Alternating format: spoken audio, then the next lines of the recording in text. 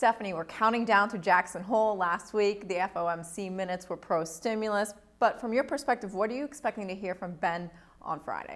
Well, I think we'll hear him talk about the concerns that the policy has about the macro environment, but I think it's going to be pretty measured because there are some things that are going well in the U.S. economy. So you have a pretty okay PMI or manufacturing industry. The housing market continues to do well. The retail sales and the consumer has been pretty resilient. So those are the good things.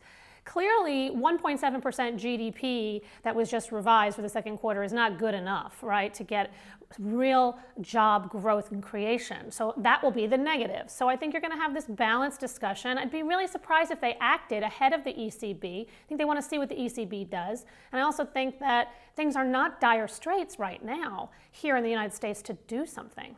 The ECB, you mentioned, they're going to meet very soon.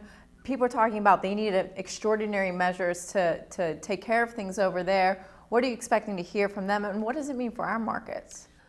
Well, I do think that they're going to come up with something, whether it's in September or October, they have to get it right. So I think Draghi not going to be at Jackson Hole is the fact that they got to get it right, and he gets that. And you got to get a lot of buy-in, right, especially from Germany, et cetera. So I do expect something big. I really don't know if it's the bond purchases.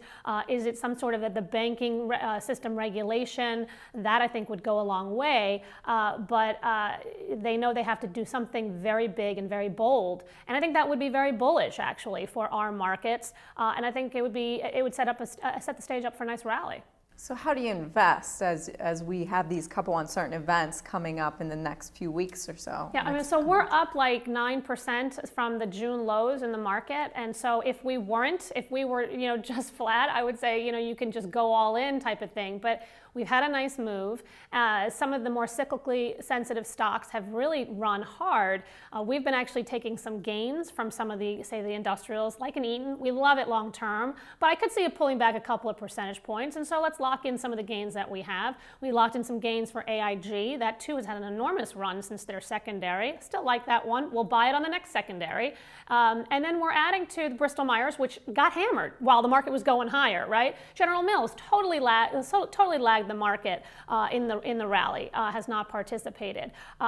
Boeing also more cyclically sensitive, but it too has lagged. So I think you have to have a diversified approach. You want to own some defensives. I think you want to own some beaten down cyclicals. And I think, again, the valuations make the most sense to me, and that's what you have to really focus on. And if you can find some dividends along the way, or companies that are going to grow their dividends along the way, are the ones that you want to be buying.